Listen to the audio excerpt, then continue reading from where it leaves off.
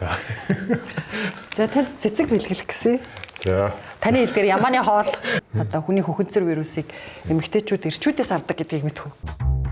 Хөрөг хэмээн үзүүлж байна. Эрүүл мэндийн яам ажиллаа хийж чадахгүй юм уу? Яагаад энэ ажлыг заавал нийслэл хийх шаардлагатай? Яг энэ галичийн анх хүн эрүүл мэндийн яам дээр алга байна. Одоо нийслэл дээр хичнээн төрийн өмчөд байгууллага байна. Нийтдээ 43 байгууллага. Тэгэхээр энэ 40 гаруй байгууллага төрийн өмчөд байгууллага байх нь харин тооны хувьд олон юм биш үү? Засгийн газраас чинь төрийн өмчөд байгууллагуудыг компаниудыг бууруулнаа, цөөрүүлнэ гэдэг нийслэл дээр нэмэгдээд байна. Цалин баггүй, нийгэм даатгал баггүй, эрүүл мэндийн даатгал баггүй, юу ч төлөгдөхгүй. Тэр чинь одоо тэр хүмүүсийн ажлаар хангах, ядаж нийгэм даатгал, эрүүл мэндийн даатгалыг тасалдуулахгүй байх гэдэг үүрэг хариуцлага ирээд байна да. Одоо тийм учраас дарга төлөөлөн удирдах зөвлөлийн гишүүнээр томилоод байна гэж үү? Хамгийн гол зорилго нь тийм. За таныг чи одоо нөгөө бууцны гурлаас эхлээл. Бууцны гурал элдэж чадахгүй цагаан захтан генералын хүү карандуулж одоо албан тушаал дээр очисон гэж яриад байдаг л да. Тэгэд ер нь яах гэж одоо төрийн ажилд орсон. Кара марантай байсан бол гадаад яамны дид мэд ч юм уу нэг тийм юмар явж л байсан баг.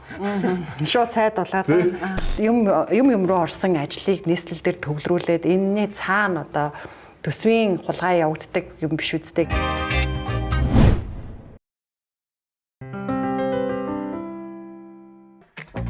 Бизнес эрхлэгч та санхүүгийн эргэлтийн зээлээ NetPay-ээр санхүүжүүлээрэй. NetPay бизнесэд хэлэх боломж бий. Өргө нэвтрүүлгийн шинэ дугаар эхлэж байна. Бид энэ удаа нийслэлийн засаг даргын нийгмийн асуудал, ногоон хөгжил, агаарын бохирдлын асуудал хариуцсан орлогч амар төвшөнтэй ярилцахаар ураад байна. За сайхан аваржиж байна уу? Урлаг хүлээн авсанд баярлалаа. За баярлалаа. Ажил хийх байна уу? Нийслэлийн ажилтнууд дуустгүй штэ. Тэгээ нийслэл хот маань өөрөө амардгүй. Тийм болохоор бидний ажил дуусна гэж байхгүй. Тэгэл хагасаа бүтсэн ажлын өдөр, ажил амралтын өдөр хамаагүй. Цаг наргүй л явна штэ. За. За танд цэцэг бэлгэлэх гэсэн. За. Таны хэлдгээр ямааны хоол. Та ч эмэгтэйчүүдтэй маартаар ямааны хоол өгчээснээс одоо умаа үзүүний хорт тавдрын эсрэг вакцины хариулаач гэд уриалсан. Гэтэ энэ вирусыг одоо хүний хөхөнцөр вирусыг эмэгтэйчүүд эрчүүдээс авдаг гэдгийг мэдв үү? Тийм. Энэ вакциныг эрчүүдээ уриалаад байгаа шүү дээ. Тариулах хэрэгтэй. Тэгээд би уриалаад байгаа бол зүйл чинь тэмдэглэсэн шүү дээ. Эрчүүдтэй хандаад яваад вакцинаа тариулаа. Тэгээд Мартин дэвн ихнэрээ дагуулад яваад хайртай ихнэрээ, найз охиноо тий бол үр хүүхэд бол октоо тий охид хүүгүүдээ шүү дээ хамттан тарьж байгаа. Октоо дагуулад тий энэ вакциндаа хамрагдахыг уриалж байна. Цэцэг өхийн оронд та бүгд маань энийг хайртай хүмүүсүүдээ дагуулад хамрагдаач гэдэг уриалгыг дагуулсан шүү дээ. Энд чинь эрэгтэй хүндээ хүртэл хавдар үүсдэг шүү дээ. Хамгийн тод жишээ гэх юм бол эрэгтэй хүний төмсгний хавдар хүртэл үүсдэг байхгүй энэ вирус чинь. Тэ. Ер нь яг хавдрын одоо өвчлөлийн эмэгтэйчүүдийн хавдрын өвчлөлийн тоогоор хоёрт нас баралтын шалтгааны бол 3-т явж байгаа л да. Яалтчгүй аюулын зэрэг болчихсон. Гэхдээ яг одоо нийслэлийн засаг даргын орлогч нь ингэж уриалгах нь гайхсан баг. За тэгээд таны уриалгыг бас дэмжүүлж авч байгаа эмэгтэйчүүд байсан л да. Одоо эн чинь нөгөө шалтгаан бас эрчүүдтэй ч гэсэн холбоотой байдаг шүү дээ. Яагаад эмэгтэйчүүд рүү чихээд байгаа гэж. Яг энэ хүний папиллома вирусээс чинь одоо эрэгтэй хүн хавдар тусаад авч байгаа кейс нь айгүй бага байхгүй. Бага. Гэхдээ энэ папиллома вирусээр нөгөө эмэгтэйчүүд умаа хавзууны хавдар чинь одоо тэргүүлэх зэргийн хавдар бол 3-т ороод ирлээ шүү дээ. Өндөр байгаа байхгүй. Тэгэхээр яг адилхан хавдар үүсгэгч мөртлөө манай эмэгтэйчүүд яг энэ вирусээр хавдар тусах шанс нь маш өндөр байгаа байхгүй. Одоо тэгээд нийслэлээр давуулна гэдэг чинь бас нийслэлээр одоо яг энэ чиглэл дээр ажил хийгээд байгаа юм уу? Тэгж байгаа шүү дээ. Одоо эн чинь хүний папиллома вирусын ерөндөг буюу вакцин байгаа шүү дээ. Энэ вакцин ч өөрөө 2023 оны өмнө санаж байгаа бол 12 дугаар сард товлолт вакцин л орсон юм. 11 настай охтууд хөвгүүдийг бол хамруулна гэдэг. Тий одоо дөнгөж 2 жилийн өмнөөс анх 2012 онд нэвтэрч эхлэх жахт нь одоо вакцины эсэргүүцэгчд эсэргүүцээд болиулсан. Болж байгаа тэгсэн. Тэгээ сайн дурын вакцин болгосон. Товлол вакцин шилжээд 2 жил болж байгаа хэрнээ стил 40% хамрагдсан байгаа гэж тоо гарсан байсан. Тэгээд харин эрүүл мэндийн яам ажиллаа хийж чадахгүй юм уу? Яагаад энэ ажлыг заавал нийслэл хийх шаардлагатай? За одоо энэ галичийн анх хүн эрүүл мэндийн яам дээр алга байна. 2 жил бид нар харцуулаа. 2 жил бид нар чимээгүй суулаа. 24, 25 он бид нар суулаа. Тэ? За бүх нөгөө ажлын дэмжээд бүх ингээд санхүү хөрмөг нийслэлээс гаргаад одоо нийслэлийн харьяат чинь бүх юунууд байгаа шүү дээ. Өрхийн эмнэлгүүд бүгд байгаа. Нийслэлийн харьяанд дүүргүүд эрүүл мэндийн төв нэгдсэн эмнэлгүүд байгаа. Нийслэлийн харьяанд чинь бүх нөгөө нийслэлийн эрүүл мэндийн газар 103 дэх төрийн тусламжийн газар гэдэг бүгд энэ нийслэлтэй байдаг байхгүй. За тэр нь ингээ бүгд нийслэлээс удирдлагатаар байдیں۔ Одоо вакцинжуулалт хүртэл нийслэлийн вакцинжуулалт бид нар хариуцуулж вакцинжуулдаг байхгүй. Одоо Улаанбаахны вакцинжуулалт гэж явагдаж байгаа шүү дээ хүмүүсүүд кейсүүд гараад. Тэрэн дээр хүртэл бид ингээд оролцож бүх өрхийн эмнэлэг эрүүл мэндийн төвөөрөө дамжиж энэ ажлууд хийдэг байхгүй. Тэгэд яг яам дээр энэ чи гал авах хүн нэг ч алга байна. Яг үндэл. Яг одоо хамгийн одоо яг ингээд араас нь тууштай яваад вакцинжуулаад одоо сая би хэлчих чи ямар гал ав. Саж байгаа өстэй. Бараг намайг бараг энэ хоруу эдэлхийгээс бараг л манай эмгтээчүүд бүгдөө л нийл зайлууллаа штэ. Бараг өөрөөр муухагаар хэлэх юм бол тийм биз. Яг тэр галыг чинь авах эрүүл мэндийн яамн дээр нэг ч хүн алга. Тэгсэн мөртлөө энэ ингээд кейс нь нэмэгдээ л байна. Өнгөрсөн жил чинь 521 хүн эрг гарсан байхгүй. Хавдартаа гарсан. Энэ жил 545 гарсан. 2025 онд гэсэн үг. Тэгэхээр эн чинь өөр ингээд нэмэгдээд байгаа. Тэгээ жил болгон 150-аас 160 эмэгтэй хүн ээжүүд яг энэ вакцинаар хамгаалагдчих болох энэ өвчнөд нас урж байгаа байхгүй. Бид нар вакцин хийгээд хамгаалж болж байгаа юм дээр гэд нас урж жил болгон 150 160 их нас урна гэж харамсалтай тоогдтой. Маш харамсалтай тоохгүй. Тэгээ тэрний цаана чи яа нөхөр нь ганцаараа үлдэж байна. Цаана хүүхдүүд ээжгүй үлдэж байна. Тэгээд 12 оноос хойш тэгээд нас орсон хүмүүсүүдийн тоог вакцин ороод ирсэн байгаа шүү дээ.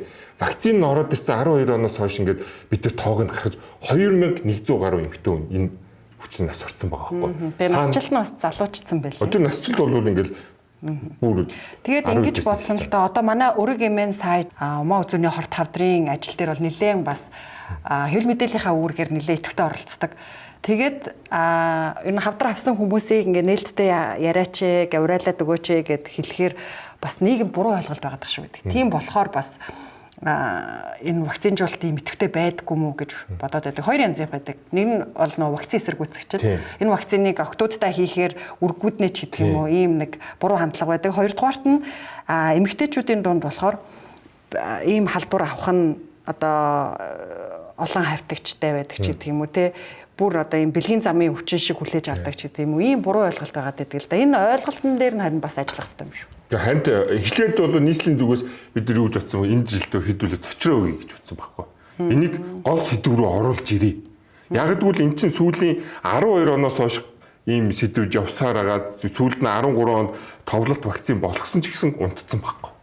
Тэгээд одоо яамнаас одоо юу гэдэг за энэ сэдв ингэж урж өөр дээрээ гал тавьж одоо сайдны ч гэдэг юм те өөр дээр баахан ингэж гал авч ирснээр зүгээр чимээгүй сэдв болгоцсон. Зүгээр чимээгүй сэдв болцсон. Тэгэл тэнцэн ингээл явж илээдэг, хавдраар хүмүүсүүд нь илэрч илээдэг, эмчилгээнд орж илээдэг, нас орж илээдэг. Тэр нь ингээд чимээгүй сэдв болцсон. Хүнд сүтж гарч ирдгүү. Тэгэл та бүхэн одоо бодлого нь юу явж байгааг гэвэл та бүхэн харж л байгаа. Хавдрын имлэг барь, хавдрын өргөтгөл барь. За дээрэс нь ер нь имлэгээл барья гэсэн л бодлого явж байгаа шүү дээ. Өнөөдөр хүртэл та бүхэн мэдж байгаа тийм. Тэрнээс бол хүн хавдар тусгаас өвцөхөөс өмнө урьдчилан сэргийлэх бид нар ямар ажлууд хийх ёстой вэ гэдэг дээр нүгт анхаараагүй. Надад илүү та мэдж байгаа тийм ээ. Тэгэхээр бид нар имлэг бариад хавдар имлэгээр бүх хүмүүсүүдээ өвчтөө болгоод ингээд яваадах бодлого бариад байгаа мó. Эсвэл бид нар тэрийг хүмүүсүүдийг хавдар болохоос нь урьдчилан сэргийлсэн бодлого барьж явах ёстой мó гэдэг л авч байгаа. Тэгэл нийслэл за болгийн энэ ямыг харах юм бол бүр ингээд хавдрынттай баригдад дуусах юм байна. Хэдүүлээ энэ тэргүүлэх зэргийн 3 хавдар байна шүү дээ. Илэг, ходоод, умаа хөвзөө гэдэг. За илэг нь бол тэгээд засгийн газар яамтууд нь илэг бүтэн Монгол гэдэг хөтөлбөр хийгээд явж байгаа байх гэж найдаа. За энэ хоёр дээр нь нийслэл бид нар өөрсдөө 100% хаяад ажиллая. Ходоодных дээр хеликобактертэй бид нар дайн зарлаад энэ дээр арга хэмжээ аваад явъя. Умаа хөвзөн дээр бид нар арга хэмжээ авъя. За энэ арга хэмжээ аваад ямар нийслэл оролцоод байгааг нь хэлэх үү яах вэ? За хэлээ. За одоо яг товлолт вакцинаар бол 11 настай охтууд хөвгүүд штэ. 10 нас 8, 9, 10 хүн бол вакцин хийхгүй. За 12, 13, 14, 15, 16 гэдэг вакцин хийхгүй. Зөвхөн 11 гэсэн байгаа штэ. Тийм байгаа тийм. Тэгм бол энэ 11 наснаасаа өнгөрчих юм бол вакцин хийхгүй гэж явж байгаа. За тэгм бол нийслэл бол олон улсын эрүүл мэндийн байгууллагатай яриад олон улсын эрүүл мэндийн байгууллагын зөвлөмжийн дагуу 8-аас 15 наст вакцин хийдэг байхгүй папиллоны вирус. Тийм бол энэ цонхыг нээгээд өчөж байгаа байхгүй. 11 нас чинь товлолт штэ. Тэрнээс өмнө тэрнээс дараа бол товлолт. Дээрээс нь одоо насан туршийн эмэгтэйчүүд өөрсдөө тий энэ нөө эрт илрүүлэгтээ хамрагдаад шинжилгээг өгөөд за хэрвээ папилломавирус илэрхийлдэггүй бол 30 мянган төгрөгөөр төлөөд энэ вакцинд бас хамрагдах боломжтой бол нийслэл тэрийг ингээд ерөнхийдөө бол задгаа нээж өгч байгаа байхгүй. Ингээд ганцхан 11 гэж барихгүйгээр нээгээд өгч байгаа байхгүй. За тэгэхэд нөгөө Ямааны хоолтой хамт нэг зарлагдсан мэдээлэл нь одоо вакцины эсэргүүцэгчдийг таниулын ерөнхий газарт хандаж шалгуулахар болсон гэдэг таны бас нэг сүртэй мэдээлэл байсан л да. Гэхдээ одоо энэ вирусны талаарх, энэ вакцины талаарх ойлголтгүй байгаа иргэдийг тэгэл тагнан шалгана гэж хүчлэх нь зөв үү? Ойлголтгүй байгаа иргэдэд бол бид нар ойлголтыг хүргүүлээд ажиллана. Одоо яг бид нэг угаар мэдрэгч, нүүрс, галгаа гэдэг айл болгон дээр орж ажилласан шүү дээ. Одоо газ гэдэг айл болгон дээр ороод ажиллаж байгаа. Яг тэрнтэй адилхан нийслэл одоо хорооны, өрхийн имлэг, хорооны ажилтнтайгаа энэ папилломавирустаар тулж ажиллана. Иргэн болон дээр очиод за ийм эрсдэлтэй шүү та ингэж ухуулах, дээрээс нь соён гэгэрүүлэх ойлголтыг өгөх ажиллана. Энэ вакцины эсэргүүцэгч гэдэг хүмүүс чинь өөртөө айгүй хортой байхгүй. Тэд чинь зүгээр ингээд санал бодлоо илэрхийлж байгаа биш. За ийм учраас энэ би эсэргүүцэж байна гэдэг. Вакцины хийж байгаа цэг дээр очиж үүс хамаа одоо юу гэдэг те хүн амьтыг илдэг өнгөөр доод вакцины хийж вакцинатыг барьж авах, заамдах, зодох, зохих, вакцины хадгалж байгаа тоног төхөөрөмжийг эвдэх ийм хорлон сүйтгэх ажиллагаа нэгт явуулж байгаа. Дээрээс нь тохиолдол гарсан юм уу? Гаралгүй тийм. Одоо жишээлбэл өчигдөр гэхэд надад ирж байгаа байхгүй. Үлзийтэд байлж өрхийн имлэг дээр вакцины хийж байгаа байхгүй. Тэгэхэд энэ чинь хэдэн хүмүүс очиод вакцины хийх гээд очисон хүмүүсүүдийг нааш цаасан татаал тэнцээ хүмүүсүүдийг урайлал тэгэнгүүтээ вакцины хийж байгаа нөгөө тариа мараа юу шприцэн авч хидэл тийм хэрэг гарч байгаа байхгүй. Эн чинь өөрөө цаана юу нэх вэ нэгт эн чинь улсын бодлогын эсрэг ажиллаж байна. Дээрээс үндэсний аюулгүй байдал гэдгийг эсрэг ажиллаж байгаа байхгүй. Хэрвээ яг энэ вакцин чинь юм муу юм болвол хэдүүлээ шинжлэх ухаанчаар хандах хэрэгтэй. Хаана ямар шинжлэх ухааны ажил дээр энэ чинь болохгүйгээ гаргацсан байна. Одоо энэ папилломавирусын вакцины 1970 онд нэвтрүүлсэн шүү дээ. Одоо дэлхийн 192 улс байгаа шүү дээ. 192 улсын 146 улс, 145-46 улс нь энэ вакциныг 8-аас 15 наснд шилжүүлээд тэгээд товлолт вакцин болгох хийж байгаа. Манай Монгол улс болохоор нэг галаас айгаад, хэл ламаас айгаад зөвхөн 11 настай болгоод ингээд чимээг орхицсан. Одоо энэ дэр тэгэхээр нийслэл бас тодорхой төсөв тавиа явж байгаа. Эрүүл мэндийн яам бас төсөв тавиа явж байгаа. Тэгээд ажил үүрэг нь давхардахгүй үстэй. Одоо эрүүл мэндийн яамс гэх юм бол бидэрлүүл чиглэлээр шүү дээ. За наадахын хамрагалтыг дэвшлүүл гэл чиглэлээр тэгээд дуусаа. Тэгэл энэ чи бид нар чи одоо яаж менежментээ хийх үү, яаж хүмүүстэй өрөх үү, яаж хүрэх үү гэдэг яг нөгөө хөрсөн дээр нөгөө хийх ажлуудаа. Гэхдээ энэ бодлого өгч гэсэн бас зөвлөх байхгүй. Эрүүл мэндийн яам бодлого л байна. Бодлого хэрэгжилтийг бол нийслэл дүүрэг хороо бид нэр хөрсөн дээр нь хэрэгжүүлээд явах үүрэгтэй шүү дээ. Яам бол гэхдээ бодлого барихтаа бол бодлого барих зэрэгцээ бас галаа бас хамттанд барьчмаар л байгаа байхгүй. Тэгэхгүй бол хөрсөн дээр нь хэрэгжүүлэх гэж явж байгаа хүмүүстээр галаа өгчөөд тэгээд дараа нь янз бүрийн асуудал онгууд эднэр хэрэгжүүлсэнгүй, эднэр хийж чадсангүй, эднэр юу байна гэдэг тэгэхээр сууждаг бас юм. Тэгээ ерөнхийдөө ингээд энэ одоо шүүмжлэг хэлээд байна. Тийм шүү дээ. Одоо олон нийтээс ингээд орж ирж байгаа ингээд маш их шүүмжил байгаа шүү дээ. Тэр л болж. Одоо миний зүгээс хэм бол тэгээд утааны шүүмжээс шууд гараад одоо юуны шүүмж рүү орол, вакцины шүүмж гараад, одоо вакцины шүүмжээс гараад би шууд одоо нэг голоор нэг бууцны шүүмж яваад. Тийм бууцны шүүмж орж ирэл ингээд явж байгаа байхгүй. Ингээд ар араас нь ингээд дагаал ингээд явж байгаа асуудал байхгүй. Гэхдээ бол үндсэн ажил юм хамгийн гол нь мэдээлэл хүрэх хэрэгтэй. Тэрнээс бол одоо амар түвшин хамгийн муу хүн байж болно. Амар түвшин одоо тийм шүүмжилж хамаагүй. Тэр хүмүүс ямааны хоолч бай, юу ч бай гэж анхаарлын татчихагаад цаанаас нь гол мэдээлэл хүрэх хэрэгтэй байхгүй. Тэр хүмүүс гол мэдээлэл авах хэрэгтэй. Баатар дарга тавж тарих нэг тийм арга барил байгаа тийм. Одоо нэг сургуулийн спорт зал хүлээлгэж өгөхдөө цомооч вит хоёр намхан байл гэхээ. Нэг айлаар яваад бууз хийж өгөөл юм хийгээд ахыг гудамжаар явахаараа хуушуур хийдэл гэдэг ч юм уу те. Та одоо нийслэлийн агаарын бохирдлын асуудал хариуцсан орлогч. Тэгэхээр энэ өвөл бид одоо яг утааны асуудлыг нэг ярихгүй өвлөө дуусчих шиг байна. Хавралтай золгож байна. Кокс ч гэсэн нүүрс рүү шилжсэн учраас утаа харьцангуй нүдэнд харагдах хэмжээ бас буурчлаа гэж яриад байна л да. Яг хэдэн хувиар буурсан? За яг бол нүүрсний юу бол 35% болсон. За яг албан ёсоор буюу 19 35% тий 30 байгаа тий. Хутаа ингээ 35% бүрчиж байгаа байхгүй. Яг энэ одоо энийг бид нэр олон улсын байгууллагууд чинь энэ дээр баталгаажуулна. Яг бидний галлагын хугацаа 5 сарын 15 дуустдаг байхгүй. 9 сарын 15-нд эхлээд 9 сарын хугацаа яваад 5 сарын 15 дуустдаг. Тэгээ нөгөө галлагын хугацаа дуусахаар нөгөө олон улсын байгууллагаас чинь юунуудаа гаргадаг. Нөгөө нэг датануудаа албан ёсоор баталгаажаад байгаа. Одоогийн байдлаар урьдчилсан байдлаар бол Улаанбаатар хотын утаа 35% буусан байна гэдэг үзүүлэлт гарч ирж байна. Нүдэнд харагдах утаа 35%-аар буурахад энэ коксчсан хагас коксчсан нүүрс түлснээс одоо ийшээ шилжснээс утаа буурсан гэдэг байгаа. Нүүрсний PM 2.5 гэд нүдэнд харагдахгүй жижиг тоосонцрын хэмжээ буурч чадсан уу? Хэдэн удаа байгаа вэ? Одоо өнгөрсөн жил бол байх ёстой түвшнөөс 200 300 дахин их байна гэж эрүүл мэндийн байгууллагууд хэмжиж гаргасан байсан. Энэ чинь одоо гол нь хүний нөгөө агаар туслын замын өвчин, уушигны өвчлөл бас дамаар нөлөөлж идэг. Тийм. За одоо хоёулаа чи урталтаа нүүрс тавьсан цэцэг тавьсан алж байна. За ямар ч юм бол хагас кокс руу нүүрс шилжсэн. За яг бас манай нийслэлчүүд нэг аюул сайн ойлголттой байх хэрэгтэй. Энэ их юм бол energy resource-оос нэг нийгмийн хариуцлагын хүрээнд нөгөө нийслэл рүү олгодог өгдөг байсан нүүрс нь 2025 оны галгааны үрлээс бол дууссан. Гэрээнд дууссан буюу бид нар нүүрсээ худалдаж авах хэрэгтэй байсан.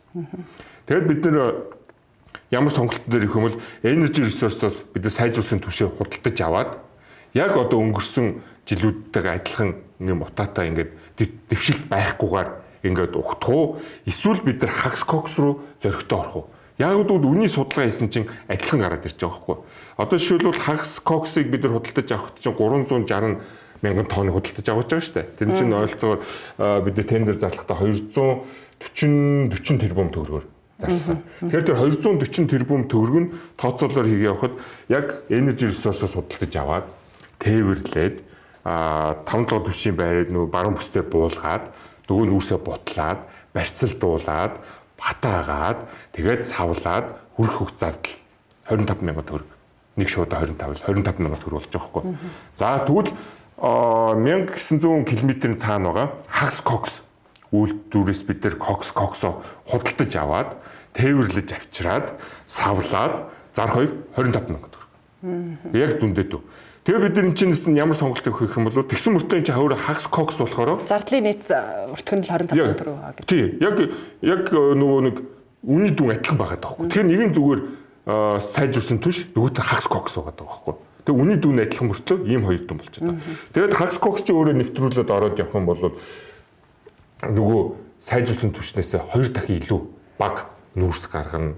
Хими элементүүд гарна, тордог баг гарна. Яг үгүй энэ чи өөрөө 500-аас 800 градусд очиж жигнэгдэж хамаг нөгөө хүнд металл, тоос, тортог тэд нь бүгд ингээд унаж идэг. Одоо жишээлбэл 1000 хагас коксч нүүрс тэр 100 руу оруулаа гэхэд 600 гарч ирдэг. Нөгөө 400 тонн зүүр шууд ингээд байхгүй доош хаягдл болоод ундаг гэсэн үг байхгүй. Тэгээ ингээд шигшсэн, жигнэсэн бүх хортой элементүүдийн унгаацсан ахуй хэрэглээнд хэрэгжилж болох нүүрсний эцсийн бүтээгдэхүүн байхгүй. Одоо ахуй хэрэглээнд нүүрс хэрэглэх юм бол хагас коксоос дэш бүтээгдэхүүн энэ дэлхийн хоруудад байхгүй. Одоо энэний цаашаа гэх юм бол хэдүүлээ газ цахилгаан ингээд явах байхгүй.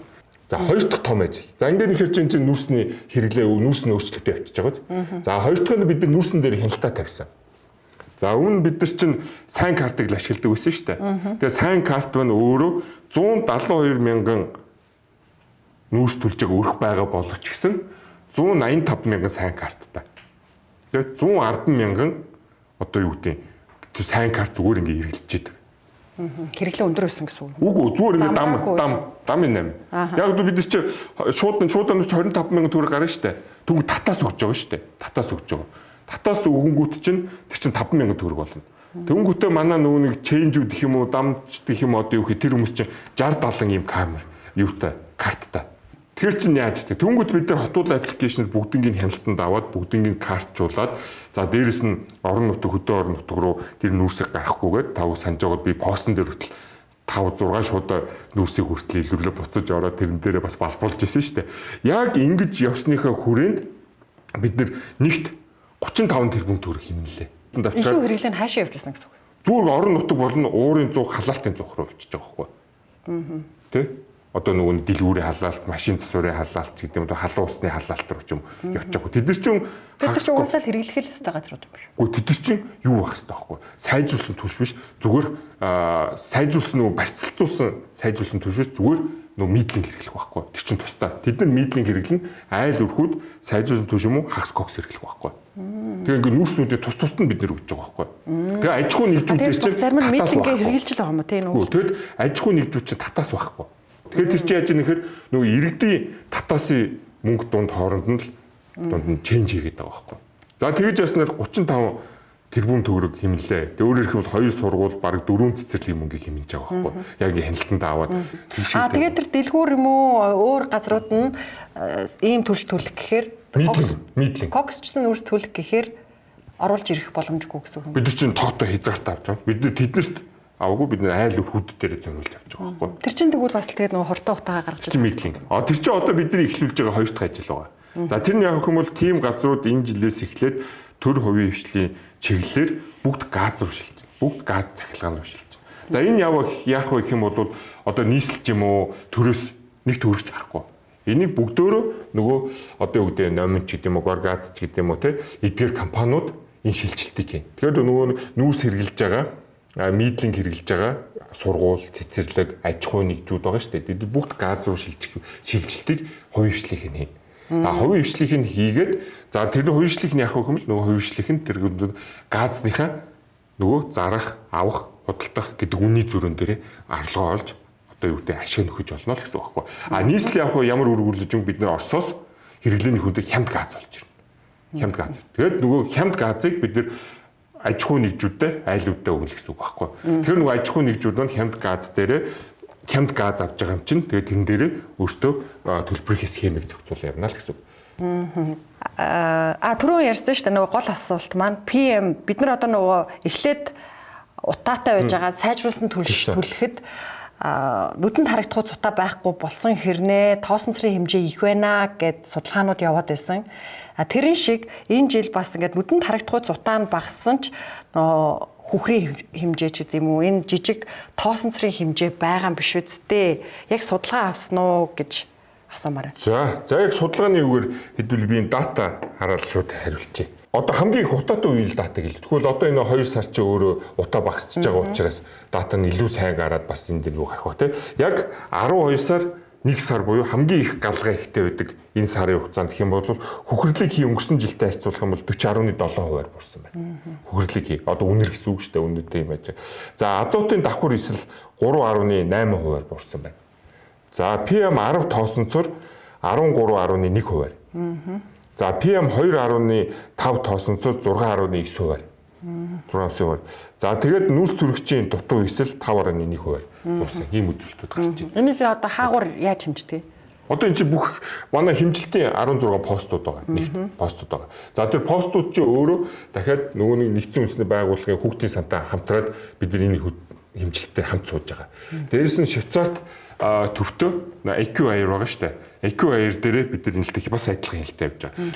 Одоо ингээл 2-3 жилийн өмнө бол сайжруулсан түлш нэвтрэл утаагүй болсон. Сайжруулсан түлшил гол шийдэл байжээ гэжсэн чинь ахаад ингээд хас коксчсан нүүрс нь илүү сайн шийдэл байсан байж тээ. Тэрэн шиг одоо энийгээ түлжээтэл ахаад нэг өөр сайн шийдэл гараад ирэх юм биш үсттэй. Тэрийг нь судалсан байгаа үсттэй гэж асуумаар байна. Ер нь бол яг нүүрс төлөхгүй байвал зүгээр. Гэхдээ тийм хурдан одоо газ руу шилжихгүй л байх л та. Тэгэхээр одоо хамгийн эцсийн сайн ганц хувилбар бол хагас кокссон нүрсэл гэсэн үг. Одоо хагас кокссон нүрс чинь өөрөө нүрсний ахуй үргэлжлэлд хэрэгжилж болох хамгийн сүүлийн бүтээгдэхүүн. Дараа нь нөгөө кокс одоо сайжруулсан түвш гэхгүй ийшэл нэвтрэх байсан юм шүү шүү. Үйлдвэр нь байхгүй юм чи. Тэгэл импортлол аваад ирэх байсан юм шүү. Тэр чинь дахиад миний төр үйлээд ийсэ улс төрийг гал гэдэг юм чи. Дахиад яг одоо энэ ч оруулдаг сая ямар галлаар явлаа. Одоо нүүрсний орон байж хятадаас нүүрс импортлж оруулж ирлээ гэдэг байгаа шүү. Тэр нөгөө нэг яг нөгөө улс төрч гэдэг хүний хувьд энэ галлыг хэн авч явах бай даах бай гэдэг л явж байгаа хгүй. Тэгээд сая та сайжруулсан түлш үйлдвэрлэсэн зардалтай импортлж оруулж ирж байгаа түлшний зардал тэнцүү байна гэж. Тэгэхээр бид цаашдаа өөрсдөө үйлдвэрлэх хэрэгтэй мүү хэрэггүй мүү? Үйлдвэр барих хэрэгтэй юу? Үйлдвэр барих хэрэгтэй л яах вэ? Үйлдвэр барьж одоо ганц Монгол улс чинь өөрөө ганц Улаанбаатар хотоор хязгаарлагдахгүй шүү дээ. Бид нар Улаанбаатар хотын хэмжээнийхэн бид нар богино дунд алсын бодлогоо боловсруулсан. За бид нар бол хагас коксоо бол шилжилтийн үед хэрэглэнэ. Одоо эх 2-3 жилийн хугацаанд хэрэгнэ. Тэр хоорондоо бид нар газ руу шилжин, сэргээгчийн мэт рүү шилжин, 5 дугаар цахилгаан станцыг ашиглалтанд оруулан тог руугаа шилжин. Энэ 3 зүйл рүү шилжих ёстой. Тэрний чинь хажуугаар дахин төлөлт, газар чөлөөлөлтүүд явчихж байгаа шүү дээ. Яг ингэ шилж. Тэгэхээр орон нутгууд чи яах вэ гэдэг асуудал гарна шүү дээ. Дархын яах вэ, Эрдэнэт яах вэ, Хинтигийн хотууд яах вэ? Орон нутгч өөрсдөө бол түүхийн нүр шууд төлж байгаа шүү дээ. Мэдлэгч биш, зүгээр шууд түүхийн нүр төлж байгаа. Тэгэхээр одоо 12-3 онд 15-6 онд Улаанбаатар хот ямар байлаа тасгаар байсан шүү дээ. Урд машина харахаар утаатай байдаг шүү та санаж байгаа л те. Яг тэр чиг орон нутгийн хотууд дээр аймаг сумуудад яг тийм нөхцөл байдал байгаа шүү дээ. Тэнгүүд Улаанбаатар хотоос нэг 30-40 км-ийн цаана байгаа хотууд нь хордоо сууж идэг. Ирэх үйлдэлхээр коксны үрсийнхаа үйлдвэрийг байгуулж чадах юм уу? За одоо коксны үйлдвэрийг чинь багнуурыг тушгилсан коксны үйлдвэрийн тэзүүгийн гол юу нөхөө эрдэс тавталгаа тэзүүгөө тусгацсан. Одоо тэзүү туссан барилгын ажилд эхлэх боломжтой гэсэн. Одоо эрдэс таван толгоо нь энэ төслөө хэрэгжүүлээд явах юм уу? Нийслэл энэ төслийг бариад хэрэгжүүлээд явах юм гэдэг засгийн зурлагаар шийдвэр гаргах хэрэгтэй. Гэхдээ миний бодлоор бол энэ эрдэс таван толгоо хийгээд явах өөртөө тэзүүгээ хийсэн юм чинь өөртөө хийгээд явах байх гэж бодож байна. За таны хариуцж байгаа ажил дээр бас нэг сүү төсөл гэж байна л да. Сүү хөтөлбөр гээд одоо тэгээд бас яг хуу иргэдтэй ингээд хүүхдүүдтэй ийм агаарын бохирдолтой орчинд өсөж байгаагийнх нь эсрэг одоо гээд сүү уулгана гэдэг нь зөвч гэсэн бас нийслэлийн хийх ажил муу юм уу? За одоо энэ нийслэл чинь бүх салбар руу орно шүү дээ. Хүүхэд төрхөөс тэгээд бурхан болтол энэ хугацааны асуудал бүгд нийслэлийн асуудал. Эмнэлэгт үзүүлэх, төрийн үйлчилгээ авах, орон сууц авахгүй, дэржлэг салах, нийлэх гээл те. Үдийн хоолыг боловсруулалтын ямар үздэг үстэй. Үдийн хоол тэгэл. Гэхдээ тэр хэрэгжилт нь бид нар дээр байгаа шүү дээ. Одоо нөгөө нэг галт тогооныхтай нь яах вэ? Галт тогооны тийчээжүүл зүгээр санхүүжилт байгаа байхгүй. Санхүүжилт байгаа л маа гэж байгаа. Тэрнээс бол нөгөө нэг санхүүжилтийг аваад маха авах, төмсөө авах, гурилаа авах, будаага авах, энэ бүгдийг чинь нийлүүлээд хоол болгох, нөгөө хоол нь ичлэгдээ хурж ийн үү, хүрхгүй байна уу, хүүхдээ хурж ийн үгүй, хүүхдийн тавган дээрээ тавих те. Энэ бүх процедур чинь бид нар дээр байгаа шүү дээ. За яг тэнтэй адилхан ингээ сүү хөтөлбөр бол одоо хичээлийн 5 хоногийн буюу цэцэрлэгт явж байгаа сургуулийн бага ангийн хүүхдүүд 5 хоногийн 3 өдөрт нь ингээ сүүтэй болчих жоохгүй. За тэр нь юу гэх юм бол эцэг их нь өөрөө нэг өдрийг дааж байгаа, дүүрэг нь нэг өдрийг дааж байгаа. Одоо ингээд нийслэл нэг өдрийг дааж. Ингээ 3 өдөр хүүхдэд сүү. За инхээр чинь өдийн хөтөлбөрийн сүүтэйгээ орж ирнэ гэсэн үг. Тий. За тэгэхээр сүү хөтөлбөр дээр одоо бид нар жишээ нь айл өрхүүд ингээд сүү худалдаж авахаар сүү компани сүү, апо компани сүүч гэдэг юм уу. Тэгэхээр зарим найрлага нь заримдаа органик биш хуурай сүү шүү гэд шууд савн дээр бичсэн байдаг штэ. Тэгээ тэр чинь нөгөө фермерийн ачаалал яалтчгүй хүрхгүй учраас заримдаа хуурай сүү байна уу да гэж хараад байгаа. Тэгэхээр одоо энэ хүүхдэд өгч байгаа сүү органик байж чадах юм уу? Тим хэмжээний нийлүүлэлтийг хангах хүчин чадал байгаа мó? За одоо яг манай Улаанбаатар хотын хэмжээнд шууд ингээ өнөөдөр нийлүүлээ явах гэхэд бол хүчин чадал бол хомсдол. Үйлдвэр нь байна. Үйлдвэр нь баг манай Улаанбаатар хотыг 4-5 ийм хотыг хангаж чадахгүй үйлдвэртэй манай Улаанбаатар болсон. Сүүний үйлдвэрүүд үү? Байна. Хүчин чадал нь. Хүчин чадал нь байгаад орж ирж байгаа сүүн байхгүй. Одоо шилбэл нөгөө бэлчээрийн аж ахуй давмгаа фермер бага учраас үйлдвэр нь байна.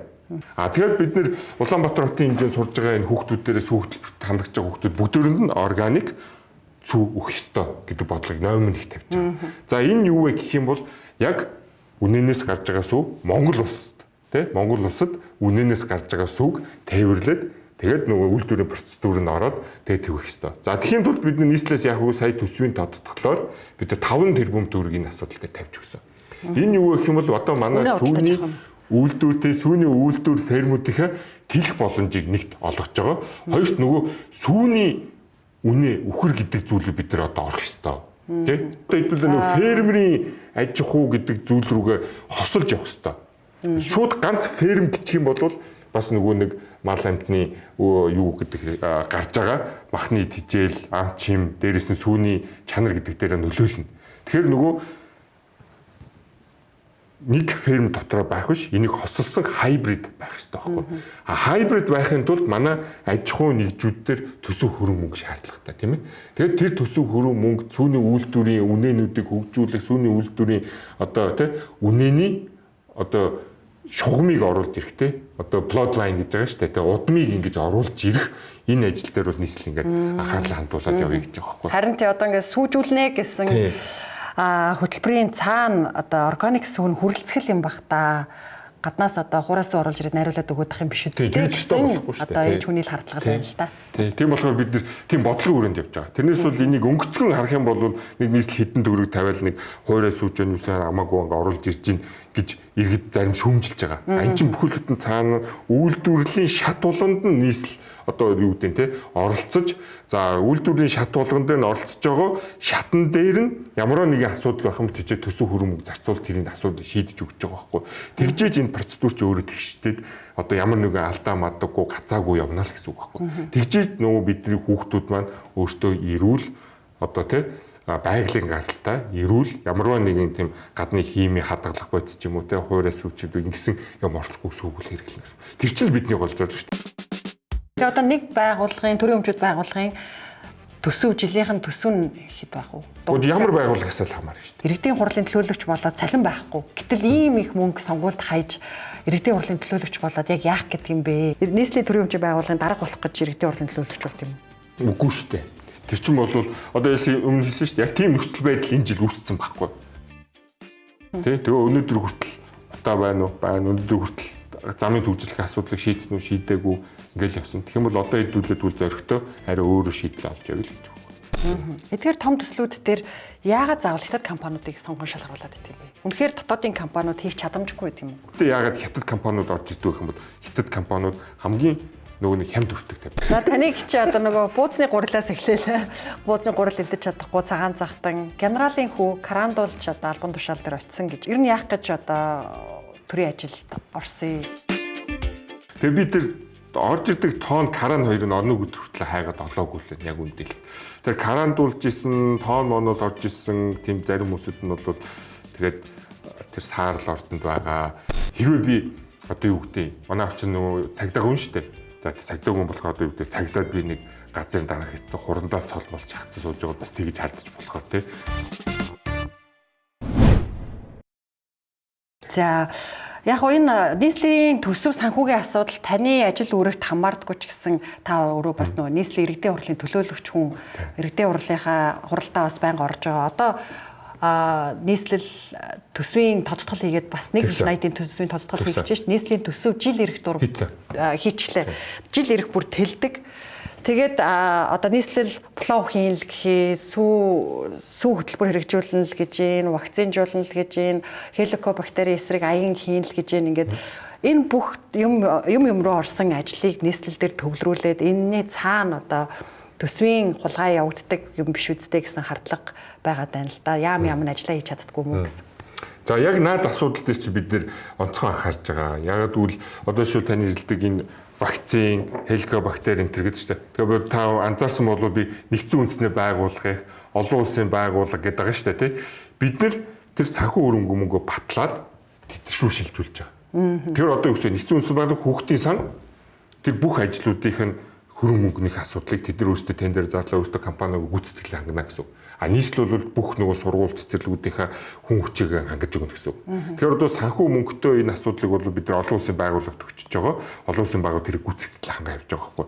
Тэгэх юм бол одоо юу гэдэг одоо нэг шахаа гэж ярьдэн штэ. Тийм асуудлуудыг бүрд байхгүй болох гэж. Гуйлга муулга гэсэн юм байхгүй. Бүгдөө бидний олон улсын байгууллага. Одоо жишээлбэл баруун салаа, зүүн салаа болон Баян ашууны Дэнжин мянган Баян ашууны нэг айлуудыг бид сэргийгч хүчтэй холбож байгаа байхгүй. Тэгээд тэдний нөгөө тизүү хийх ажлын хүртэл бид нар нэгдсэн үндэсний байгууллагын хөгжлийн санал өгч байгаа. Тэгэхээр нэгдсэн үндэсний байгууллага хөгжлийн сан тэр нөгөө сэргийгч хүчний тизүүгээ тэд нар өөрсдөө хийн, өөрсдөө болсон өөрсдөө гаргаж ирнэ. Яг ийм процедураар явж байгаа маа. Яг л энэ дээр одоо муухайгаар хэлэх юм бол ингээд нийслэлийн төсвийн шууд одоо дарга цэрэгний оролцоогүйгээр байж болох үс явж байгаа. Яг энэ нийгмийн салбарыг одоо миний хариуцж байгаа салбар гэх юм бол тэгж явуулж байгаа. Тэгэхгүй бол том бүтээн байгуулалт ч юм бол өөрсдөө тендерээр явчих штэ. Сургууль цэцэрлэг, сэлб, дэд түүгээл тэд чинь тендерээр зарлагдаад так гэж явчихна. Өөрөө хууль зөрмөхийн дагуу. Яг энэ нийгэм рүү харцсан, иргэд олон нийт рүү харцсан нөгөө сургууль, семинар гэж баах юмнууд үүдэн штэ. Энэ ажлуудыг юугаар хийж байгаа нөхөд дандаа олон улсын байгууллага л хийж байгаа. Миний ганц барьж байгаа бодлого бол тийм байна.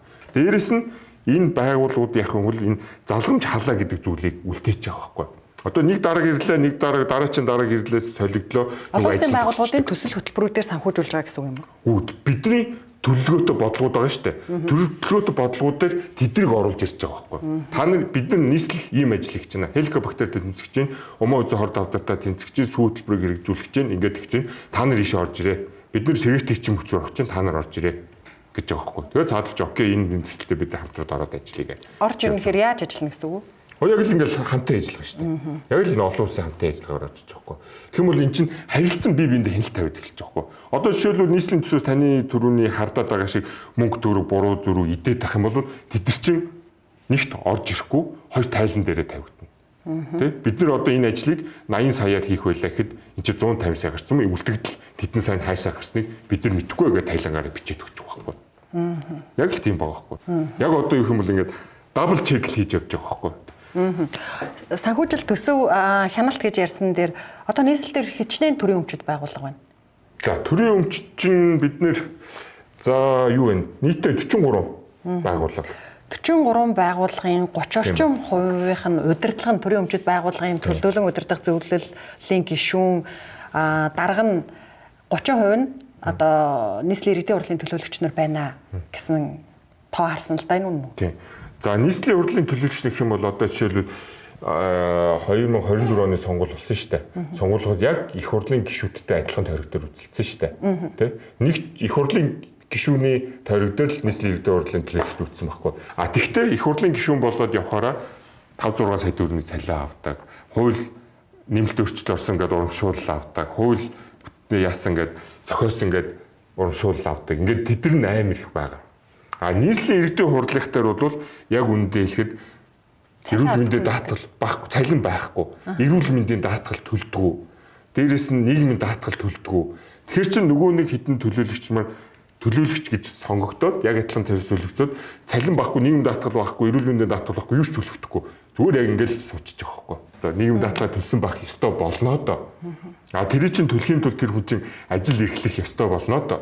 Тэр чинь одоо тэр чинь тэр хүмүүсийн ажиллаар хангах ядаж нийгмийн даатгал, эрүүл мэндийн даатгалыг тасалдуулахгүй байх гэдэг үүрэг хариуцлага ирээд байна да. А хэрвээ одоо тийм учраас дарга төлөөлөн удирдах зөвлөлийн гишүүнээр томилоод байна гэж үү?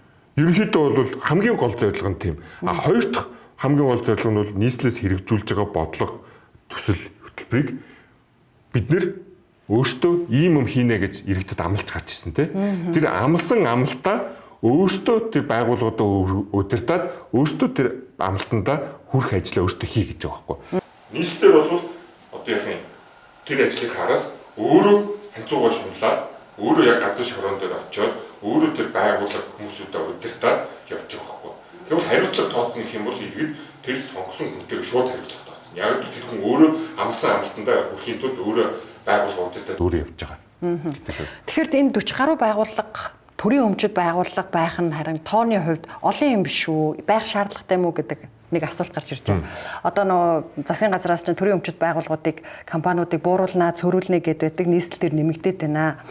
А хоёрдугаарт нь болохоор одоо нийслэлийн иргэдийн хурлын төлөөлөгч нар хяналт тавих гэж нийслэлийн одоо үйл ажиллагаа төсөв зарцуулалтын дээр хяналт тавих гэж сонгогддог байтал төрийн өмчөд байгууллагуудыг энэ тоог нэмээд дараагаар иргэдийн хурлын төлөөлөгч нарыг нэг ясандаа хахуулдах байдлаар дараагаар нь томилоод байвал энэ хяналтыг хэн тавих юм бэ? Хяналтгүй төсөв зарцуулагдаад байгаа юм биш үү? Гэсэн асуулт гараад байна л та. За эхний асуултанд хариулахад за эдгээр маань өөртөө ингээд томилогдоод явж байгаа тийм ээ. За ингээд томилогдоод ингээд яг хэрвээ нийслэлийн иргэдийн хурл маань өөртөө хуулиндаа орон нутгийн удирдлагын тухай хуулинд өөрчлөлт ороод эрүүл мэндийн даатгал, нийгмийн даатгал цалинтай болчих юм бол нэгт энэ ажлыг хийгээд шаардлага болж байна. Яг таны хэлдгээр ингээд өөрсдөө хяналттай явъя явж байна. За хоёрт эдгээр өөрсдөө нэгэн салбарын ажиллал хийгээд явж байгаа. Тийм үү? Ганцхан салбарын ажил, бусад салбарын ажлууд болохгүй. Одоо жишээлбэл 43 байгууллага байгаа гэж байгаа шүү дээ. 43 байгууллагын нэг байгууллагыг л удирдах явж байгаа шүү дээ. Тэгэхээр төлөөлөгч гэдэг хуваар нөгөө 42 байгууллагатай хяналтаа тавьж явж болно л гэсэн үг байхгүй. Тэр чинь тэгээ юм. Дээрэс нь эн чинь яагаад ийм олон байна гэх юм бол нийслэлээр том төслүүд хэрэгжүүлж байгаа. Том төслүүд өөрөө ороо явцсан байгаа тийм. Одоо мега төслүүд явж гин, дээрэс нь жижиг төслүүд явж гин. Өдөр тутмын Улаанбаатар хотын үйл ажиллагааг хангасан Улаанбаатар хотын одоо тийм одоо тий Улаанбаатар хотын амьдралыг хэвэн байлгахын тулд гэж өдөр шөнөгүй ажиллаж байгаа байгууллагуудын хэвэн ажиллагааг хангах гэсэн ийм үйл ажиллагаанууд ингээд явж байгаа байхгүй. Тэр бол удирдлагууд ингээд явж байгаа. За энэ дээр нэг давуу тал бол байгаа. Тухайн асуудлыг шийдвэрлэх шат нь өөрөө хэрвээ төлөөлөгч өөрөө явах юм бол бага болт юм байна. Бас нэг давуу тал байт юм. Сөрөг тал нь яг уу таны хэлж байгаа тэгж байл. Гэхдээ давуу тал нь нөгөө асуудал олон шаттай дамжихгүйгээр шууд иргэдийн хурал дээр ороод шууд иргэдийн хурал дээр ямар нэг асуудал шийдэгдэж болдог. Ягдвал тэр тухайн салбарыг хариуцсан тухайн салбарыг тэргүүлж явж байгаа төлөөлөгч нь тэр салбарын асуудлыг өөрөө барьж ороод өөрөө лоббига хийгээд өөрөө төсөв хөрөнгөө мөнгөө эн тэндээс босгоод асуудлаа шийдээд явдаг. Тэрнээс бол одоо хуучин яадаг гэсэн бол энэ цаас төсөв хөрөнгөө марч нэг даргын үүдэг дахиж мөнгө гуйгаал дахиж нэг даргын үүдэг мөнгө сахиж мөнгө гуйгаал яам дээр очиж нэг мөнгө гуйгаал асуудлаа шийдвэрлэх гэл ингэж явдаг процедур чинь өөрөө бараг байхгүй болчихж байна. Тэр бол бас нэг давуу тал нь одоо тийм үзэгдэл бол харагдаж байна. Энэ 43 гэдэг тоо бол тэгээд байх ёстой тоо юу? 43 төрийн өмчт байгууллага. Одоо Улаанбаатар хотын чи өөрөө чи үйл ажиллагаа нь тэлээд байна. Одоо жишээлбэл КОП гэдэг дээр хүртэл бид нэгийг байгуулж штэ. Яг үндэ болоо тийм. Тэгээ одоо нэг байгууллагын төрийн өмчт байгууллагын төсөв жилийнхэн төсөв нь хэд байх вэ? Ямар байгууллагаас л хамаарна штэ. Тэгээ дунджаар ямар байгууллагаас одоо жишээлбэл одоо ямар зочин бол аим харьцангуй байгаа штэ. Одоо жишээлбэл ус сувг гэх юм бол бүх Улаанбаатар хотын ус сувгийн асуудал хариуцж байгаа ажил болохоор ч тийм 4-5 тэрбумаар яригдана. Жишээлбэл нэг КОП байгаа шүү дээ. КОП-ийн хурал одоо 8 сар зохион байгуулагддаг. Тэгэхэд КОП-ийн аж ахуйн тооцоод үйлдвэр нь болохоор зөвхөн цалин мөнгөийг тавьж байгаа. Буюу нэг 4-500 сая төгрөг байна тий. Түлш хэрэглэгчдийн төв ба үйлчлэл төв байгаа тий. Нэг угаар хяналттай угаар мэдгчиж хянаж байгаа мөнгө гэхээр тэн дээр ч ойролцоогоо нэг 4-5 тэрбум төгрөг байна. Тэрнийх нь 1 тэрбум төгрөг нь сүлжээ ашигласны мөнгө л явна тий. Тэгэл тиймэр. Яг ямар байгууллага гэдгээс хамаарал явчихж байгаа байхгүй. Одоо жишээлбэл трамвай гэдэг юу өөхөс сая 350 тэрбум төгрөг баталж өгч штэ тий. Тэгэхээр энэ өдөр шөнөгүй шин шиг харьцангуй байгаа үстэй. Өнгөрсөн одоо орон нутгийн сонгуульч одоо том тойргоор нэлээ өрсөлдөөнтэй нийслэлийн иргэдийн хурлын төлөөлөгч болох ч байгаа хүнээс нэлээ их төсөв сонгуульд өрсөлдөхэд их бараг л их хурлын гишүүн болох хэмжээний төсөв шаардагдсан ийм сонгуул болсон л да. Тэгээд харин иргэдийн дунд иргэдийн хурлын төлөөлөгч болоод цалин байхгүй. Гэтэл ийм их мөнгө сонгуульд хайж иргэдийн хурлын төлөөлөгч болоод яг яах гэдэг юм бэ? Юу яах гэж ингэж одоо болох гэж улаардаг юм бэ гэсэн асуултад хөрөөдсөн. Тэгэхээр төрийн өмчийн байгууллагын нийслэлийн төрийн өмчийн байгууллагын дарга болох гэж иргэдийн хурлын төлөөлөгч болт юм уу? Үгүй шүү дээ. Тэр чинь бол одоо өмнө хэлсэн шүү дээ. Яг тийм нөхцөл байдал энэ жил үүссэн байхгүй. Яг энэ жил ийм нөхцөл байдал үүссэн байхгүй. За тэгээд дээрэс нь төлөөлөгч болно гэсэн нийтдээ сая 600 мянган хүн амьдарч байгаа шүү дээ. Тэ? Улаанбаатар хотод тэдгээр хүмүүсүүдийн ашиг сонирхол эдгээр хүмүүсүүдийн одоо хүсэл эрмэлзлийг бид нар төлөөлөөд за дээрэс нь нөгөө нэг мөрийн хөтөлбөр гэж байгаа тийм. За Улаанбаатар хот шинэ Улаанбаатар гэдэг бидний мөрийн хөтөлбөр явсан шүү дээ. Тэгэд энэ мөрийн хөтөлбөрийг одоо нийслэл хотынх нь за та нар хэрэгжүүл. За дээрэс нь Нямбатар дарга дэвшүүлж байгаа ажлуудыг дуусгах гэдэг л цаана том акт явсан шүү дээ. Та нар эхэлсэн ажлаа дуусгаа, энийхээ ард гараа, тэр метрогоо дуусгаа, тэр трамвайгаа дуусгаа, тэр хурдны замаа дуусгаа, тэр 5 дугаар цахилгаан станцаа дуусгаа, наад утааны асуудлаа шийдээ. Нүүрс түлмээргүй байна. Нүүрснээс өөр шийдвэр олж ирээ гэдэг л үүрэг даалгавруудыг бол Улаанбаатар хотод иргэд өгсөн шүү дээ. Тэгэл тэрнтэй чинь үзэлцэж ноцолцохын тулд одоо эдгээр байгууллагууд ч өөртөө яг нэг эд хэсэнд болж байгаа хгүй. Яг л асуудал хариуцсан байгууллага байхгүй бол тэр асуудал өнөөдөр сөхөгдөд маргааш дарагдах гэдэг байхгүй. Тэгэл сөхөгдөөл ингээл дарагддаг те нэг асуудал нөгөө асуудлаар ингээл дарагдаад явдаг байхгүй. Тийм болохоор энийг ингээд тогтвортой яг нэг асуудлын шийдэд цаана гарахт яах вэ гэвэл аж ахуй тооцоод үйлдвэрийн дарагтайгаа цэрэгтэйгээ яг энэ асуудлын ороос 24/7 гүйж идэл байх хэрэгтэй болж байна. Тэгвэл өмнө бид нар чинь хэмж багаар явж үтсэн шүү дээ. Тэгээ өнөөдөр хүртэл утаа байна уу? Байна. Өнөөдөр хүртэл замын төвжлэх асуудлыг шийдсэн үү? Шийдээгүй ингээл явсан. Тэгэх юм бол одоо хэдүүлээд үл зоригтой арай өөрөө шийдэл олж явъя л гэж байна. За ер нь газ руу шилжиж байна. Зөвлөлтөө одоо бид ийм түлээд сайжруулаад яалчгүй утаа гаргадаг түлж түлжсэнээс газ руу шилжсэн дээр гэхдээ газ бас нийтэд эрсдэлтэй. Оросын холбооны улсаас бид газа 100 бүгдийн 100% одоо импортлоо штэ. Тэгэхээр Оросоос бидний нийслэлчүүдийн дулаан бүрэн хамаардаг хараат болох юм биш үү гэсэн асуулт гарч ирээд байна л да.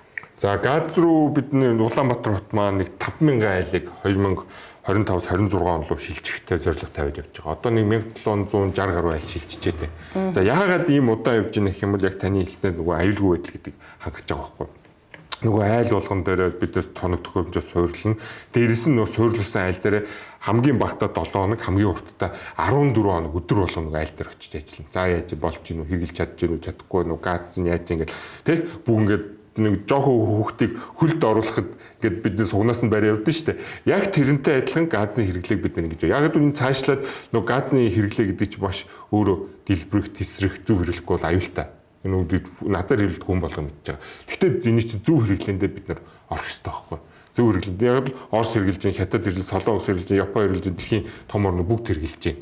Тийм үстэй. Тэгэхээр бид нэр ганцхан газнаас айгаад ганцхан Монгол гэдэг улс хэрэглэхгүй нүүрсээ хэрэглээд иж болохгүй шүү дээ, тийм болоо газны шилжилт рүү явж явчихна. За хоёрт нь нөгөө газны хараат болно гэдэг. За наад чинь бол яг үнэ асуудлаа. Гэхдээ бидний дахиад нэг Улаанбаатар хотынхоо газыг хангах үйлдвэр барих шаардлага дахиад үүсэж байгаа. Тэгэхээр бид нар яг энэ хагас коксны үйлдвэрийг бид нар 10-20 жилийн дараа нэг барьчих та гэж суух биш. Тэ өнөөдрөөс эхлээд бид нэг газ боловсруулах, газ гаргах, газар хангах гэдэг үйлдвэр байгалийн хий гэдэг зүйл рүү бол шилжиж явнаа. Энэ шилжрүү. Тэгэхээр үйлдвэрийн асуудлуудын тэзүүх асуудал нь яам рууган тавьсан байгаа. Тэ. Тэгээ одоо нүүрсний үйлдвэрийг түшиглээд бид нэр газаа гаргаж авах тийм тэзүү нийслэл өөрөө хариуцаад хийх үү? Эсвэл яам нь өөрөө хариуцаад хийх үү гэдэг саналыг бид засгийн газарт бэлтгэл оруулах хэрэгтэй байхгүй. Тэгээд засгийн газрын хурлаар яам руугаа алхах цохоод шийдвэр өгөх юм яам нь тэрийг хийгээд явна.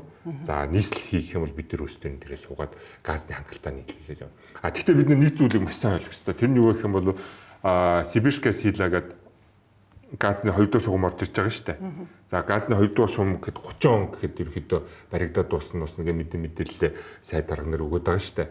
За тэр нь юу гэх юм бол тэр шугам хэрвээ явах юм бол тэр шугамаас бид нэр шууд өөрсдөө хэрэглээний газыг авах боломжтой байхгүй. Тэгм бол дахиад хэдэн мянган километрийн цаанаас газ тээвэрлэж шаардлага байхгүй. Зүгээр яг энэ хажуухан тавьчихна гэсэн үг. Тэр шугам нь одоо эхнийхээ зургаар гэх юм бол Улаанбаатар хотоос нэг 40-50 км-ийн цаагаар зөрж байгаа байхгүй. Тэгвэл бид нар тэнцэнээсээ хэрэглээнийхээ газыг нэг 40-50 км-ийн цаанаас шууд татаад авч явах боломжтой л байна. 30 он хүртэл тэр газны шугамыг үлэхүү 30 оноос өмнө хэдүүлээ газ боловсруулах, газ гаргаж авах үйлдвэр бариад нийлүүлэх үү. Хэрвээ тэр шугам 30 онд яваад тэнцэнээс бараг бид үнгүү шахах газ авчих юм тэр үйлдвэр маань тэгээд чал хэрэггүй хөрөнгө оруулалт ороод дампуурч шүү дээ. Тэгээ бол бодлогын газрууд нь яамдууд нь ямарчсан хэрэгнэ. Тэгэхээр том төслүүд дээр яагаад заавал хятад компаниудыг сонгон шалгаруулад байт юм бэ? Үнэхээр дотоодын компаниуд хийх чадамжгүй байт юм уу? За энэ бид чинь яг л адилхан нөгөө төр хувийн хвшлэлээр явж байгаа бол бид нар тэргээ дахиад санал болгоно шүү дээ. За ийм тэзүү нь ийм ажил байна. За энэ дээр сонирхч байгууллагууд байна уу? Гэл бид нар тэрийг тавьж шүү дээ. Зөвхөн Монголд биш бид олон улс дээр энэ тавьж шүү дээ. Яг маш их хөрөнгө байгаа гэж. Тэгээ олон улсын тэр сонирхч компаниуд байна уу, байгууллагууд байна уу гэд энийг тавина. Олон улсын тэр Монголд ч гэсэн олон улсын юм дээр ч гэсэн ингэ тавина. Тэгэнгүүтээ нөгөө компаниуд чинь за энэ ажил дээр бид нар сонирхож байна гэж сонирхлоо илэрхийлнэ. Тэгэхээр за энэ ажил дээр сонирхож байна. Трамвай дээр чи бид нар сонирхож байна гэдэг. Одоо шил трамвай дээр кейс авал та хоёр зам байгаа тийм ээ. Нэг нь бол Сүхбаатарын талбайгаас Зунжин хүртэл. Нөгөөх нь Буян тухайгаас Сүхбаатарын талбай хүртэл. Сүхбаатарын талбайгаас Зунжин хүртэл бид нар ийм ажил байна гэж сонирхч компани ороод ирсэн. Бид нар энэ дээр чинь сонирхож байна гэдэг. Тэгэхээр Буян тухайгаас Сүхбаатарын талбайг сонирхч компани байхгүй болсон. Яг ийм жишээтэй. Тэгэхээр сонирхч компани байхгүй болсон учраас нийслэлээс энэ ажлыг явуулах ёстой. Яармын төвжирлийг бууруулах ёстой. Ингээд гэдэг зорилгоор нийслэл өөрөө тэгвэл бид нар энэ дээр хариуцлага хүлээгээд энэ дээр хөрөнгө оруулаад явъя гэдэг шийдвэр гарч байгаа жишээтэй тийм ба. Тэн дээр нь бол ихэнхдээ яагаад хятад компаниуд орж ирдэг гэх юм бол хятад компаниуд хамгийн нөгөө нэг хямд өртөг тавьдаг. Хямд өртөг тавьж байгаа гэхээр нөгөө муу бараа бүтээгдэхүүн муу үйлдвэр гэдгээрээ биш. Тэр чинь ойрхон учраас замын зардал хүн хүч гэдэг зардал дээр хамгийн бага зардал гарч байгаа байхгүй тийм. Тэр Солонгос компани гэхээр замын зардал маш өндөр болоо явчихдаг. За тэгээ Франц ч юм уу, Германы компани ч юм уу, Америкийн компани ч, Японы компани болохоор замын зардлууд нь аюул өндөр болоо явчихдаг. Тэгэхээр нөгөө өндөр өртөгтэй гэхээр чинь бид нар чи өөрсдөө хийлэхээр тэр үний чинь дахиад 15 жилийн дараа тэр үйлдвэр нь ч юм уу лагшдах үйлдвэр нь манах болчлоо гэх бодгоо тэр 20 жилийн дараа болох ч юм уу тий. Ийм нөхцлүүд нөгөө замын зардал өдөрчөөс болоо. За ойлголоо. За хувийн асуулт асуумаар байна. За таныг чи одоо нөгөө бууцны гурлаас эхлээл. Бууцны гурил элдэж чадахгүй цагаан захтан генералын хүү карандуулж одоо албан тушаал дээр очисон гэж яриад байдаг л да. Тэгэд ер нь яах гэж одоо төрийн ажилд орсон. Залуу хүн чинь бараг те цаг зав бизнес зориулаад мөнгөтэй боломжтой болоход зориулсан дээр юм шүү гэдэг нүдээр хардаг хүн байдаг штэ. Тийм. Тэг карандуулаад ч юм уу, тоонор ч юм уу ороод ирсэн гэж бичээд идэх байхгүй шүүмжлэмсэн. Тэг бид тэр орж ирдэг тоон каран хоёр нь орног өдөр хүртэл хайгаад олоогүй л яг үндэл. Тэр карандуулж исэн тоон моноос орж исэн тийм зарим хүмүүсүүд нь бол тэгээд тэр саарл ордонд байгаа. За дээрээс нь сая дид цайд нар гэл бараг төрднийг 2 жилч ажиллаагүй туршлагагүй хүмүүсүүд боллоо шүү дээ. Одоо нэр үсэн хэлээд яг уу ихэд бол тэгээ боллоо. Каран чинь тэр аваар л үйлчилж байгаа. За миний хувьд гэх юм бол зүгээр шууд ажлын юу ярихад 2007 онд сургуулаа төгсөөл төрийн албанд орсон тийм. Төрийн албанд ороод ажилд мэрэгчлэн шинжээч, референт. За тэгээд 2007 оноос шүү дээ ингэж явбал тэгэл 3 дугаар нарийн бичгийн дарга гадаад ямд ороод 3 дугаар нарийн бичгийн дарга буцаж ирээд зөвлөх тэгээд хаан улд дүүргийн засаг даргын орлогч тэг өнөөдөр эдэж явж байгаа байхгүй. Тэгээ яг энэ дээр ингээд хэлэх юм бол яг салбар хариуцсан орлогч гэж л байсан болохоос яг нөгөө салбарын дарга ч юм уу салбарын үдсэн бол одоо төрийн албанд 20 жил ажилласан. 2007 од 6 гэж 19 жил төрийн албанд ажиллаж байна тий. 19 жил төрийн албанд ингээд тасралтгүй яг ажиллаа явж байгаа. За яг улс төр гэх юм бол 16 оны 12 сард болсон. Тэ тэгээд явуулж орсон байгаа. Яа тэгээд дээрэс нь авто холбож басан л яг л да генералыг болохоор ингэж явдаг гэдэг. Хэрвээ би одоо юу гэдэг манай авчин нөгөө цагдаа хүн шүү дээ. За цагдаа хүн болохоор одоо юу гэдэг цагдаад би нэг газрын дараах хийсэн хурандаа цолмолж хатсан сууж байгаа бас тэгж хардаж болохоор тий. Тэгээд салбар маань өөрөө шал өөр байхгүй. Яг ч манай ах юм бол бүс өөртөө өөрөө салбар сууд. Манай өвөө чинь өөрөө инженер юм байхгүй. Эрдэнэтийн Монгол хамгийн анхны инженер байсан. За аав бол инженер шаал өөр дали цэрэг цагдаа хүн болоо явчихж байгаа. Би тэрнээс шаал далигаад ингээ улс төрмөр гадаад харилцаа энэ төр явж байгаа тийм. Одоо бол карамарантай байсан бол гадаад яамны дид мэд ч юм уу нэг тийм юмэр явж л байсан баг. Шууд сайдуулаад. Тэгэл яг. Гэтэ яг төрийн албаны ажил их л гэж ярьдаг л да. Ер нь л ачаалттай харагддаг шүү дээ. Ялангуяа нийслэлийн ажил бол их л байгаад байдаг. Тэгэхээр одоо хувь хүний амбиц зорилгын хүрээнд л ажилдаг гэсэн үг. Одоо их юм бол миний өөрийн нэг зорилго байгаа. Би бол нэг 45 6 хүртлэе бол энэ Монгол улсынхаа төлөө ажиллана. Яг гэх юм бол жишээлбэл би Австралид сур төгссөн шүү дээ. За тэнцэнэ үлдэх боломж байсан юу байсан. За тэгэл одоо тэнцэн натаа хамт сураад тэнцэн үлдээд амьдарч байгаа бас зөндөө олон оюутнууд байгаа. Тухайн үед оюутан байсан одоо амьдраад ажил төрөлтөө болцсон тийм. Айгүй сайхан амьдарч байгаа хүмүүс байгаа. Заавал энэ ч стресстэй гэхээр нэг тийм юм байдаг. Манай гэр бүл чинь өөрөө тийм авир үндэслэг үзэлтэй байхгүй. Яг юм Монгол улсынхаа төлөө явах хэрэгтэй. Манай аав өөрөө цагтаа зэргийн хүн болохоор тийм ч юм уу тийм. Ийм бах явах хэрэгтэй. Тэгэхээр заавал одоо чи энэ өөрийнхөө төрсөн нутгийн төлөө өөрийнхөө хувь нэмрийг оруулах хэрэгтэй. За чи амиа зориулахгүй байж болно. Бүх насаа зориулахгүй байж болно. Гэхдээ чи энэ хувь өөрийнхөө тийм хувь нэмрийг бол энэ улсын төлөө энэ улсын иргэн болсны төлөө оруулах ёстой гэдэг шаардлага тавьдаг. За тэрүүгээрч дүү бит хоёр ингээд яг тэр школоор нөссөн тий. Тэгээд тэрнийхээ дагуу ч юм уу тий Австрали сургуулаа төгсөөл за би Монгол улсын хөгжил би өөрөө орж хувь нэмрээр оруулах ёстой. Би тийшээ явлаа гэл сургуулаа төгсөөл диплом аваад маргааш нь би ниссэн шүү дээ. Тэгэл ирээл энэ төрийн албаны шалт малт гэж баахан юм болоод наад цаашаа яваал тэгэл тэр чинь гэж явж төрийн албанд орол гэсэн. Ямар ч юм би өөртөө бол нэг 45 6 хүртэл бол тий Монгол улсын хөгжлийн төлөө явна. За тэгээд 45 6 хүрснийхээ дараа одоо юу гэдэг одоо гэр бүл хүүхэд дээр бол энэ үлдсэн амьдралаа зориулна гэж бол би өөрөө хувийн тийм нэг төлөвлөгөө гаргаж явж байгаа. За дээрэс нь олон жил уламжилж ирсэн энэ нэг утаа, метро, замын төгжрөл гэх тий цахилгаан станц гэдэг юм уу энэ их том ажлуудыг эхлүүлчихэ. За тэгээд цаашаа бол манай Gen-Z гэх юм тэгээд тий үе аваад ингэ явна үсттэй. Би өөрийгөө бодлоо шүү гэх тий. Монгол хүний нас чинь 60 хүрээгүй. Орсон хүн чинь тэгдэггүй юм шүү. Тэгэл нийслэлийн дараагаа хийгээл за яг уу бас бол ийм ажил хийжлээдэ гэхээр цаашаа их хурлын гишүүн болно, сайд болно гэж явчихдаг юм шүү. Харин одоо тэгж л явж болохгүй гэлээ. Одоо тэрэндээ л яг өөрийгөө барих хэрэгтэй. Яг л тэрэн дээр барайл. Тэгээд тэрэн дээр тэгж явахгүй тул би өөртөө ингээд тэр зорилго тавьчихад байгаа байхгүй. За ингээл 45 6 барайл зогсон шүү бараад. Дахид тэгээд ингээд ийшээ тийшээ ингээд явж болохгүй шүү. Яг ингээд яг л хүн Монгол хүний эрэгтэй хүний насжилт бол максимум 67 байгаа шүү дээ. Дунд нас 67 байгаа. За тэгтээ 67 би хүрээч үгүй мэдгүй шүү дээ, тийм чинь ядаж нэг яг өөртөө гэр бүлтэй хүүхэдтэй яг нэг хамтдаа нэг 10 жилийг зориулъя гэж бодож байгаа байхгүй. Тэгээ би 60 нас гэж бодож үзэл ингээ яхад нэг 45 6 та ялах нэг яг 10 жил чанартай 10 жилийг их нэртэй хүүхэдтэй зориулъя. 3 хүүхэд шүү дээ. Тий одоо манай юу чин дунд охин чин 11 хүрч байгаа вакцинд орно.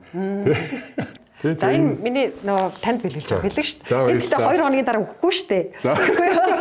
Энэ чинь ингээ хөрстэй болчихсон бараг 7 хоног хаа. За болж үлж. За бидний урилгыг хүлээн авч нээлттэй ярилцаж нийслэлээр одоо хэрэгжүүлж байгаа төсөл хөтөлбөрүүдийнхаа талаарх мэдээллийг дэлгэрэнгүй өгсөн танд баярлалаа. Таны ажилд амжилт хүсье. За баярлалаа танд. За. Бизнес эрхлэгч та санхүүгийн эргэлтийн зээлээ NetPay-ээр санхүүжүүлээрэй. NetPay бизнесэд хэлэх боломж бий.